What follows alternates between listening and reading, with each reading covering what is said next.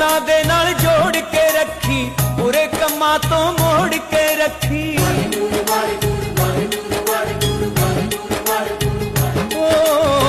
ਚਰਨਾਂ ਦੇ ਨਾਲ ਜੋੜ ਕੇ ਰੱਖੀ, ਬੁਰੇ ਕੰਮਾਂ ਤੋਂ ਮੋੜ ਕੇ ਰੱਖੀ।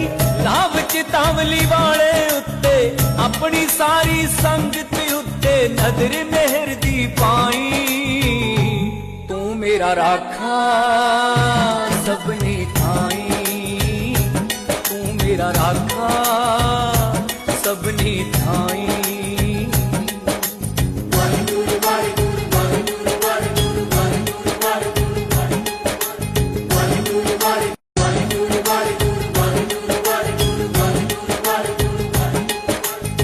ਚਰਨਾਂ ਦੇ ਨਾਲ ਜੋੜ ਕੇ ਰੱਖੀ, ਬੁਰੇ ਕੰਮਾਂ ਤੋਂ ਮੋੜ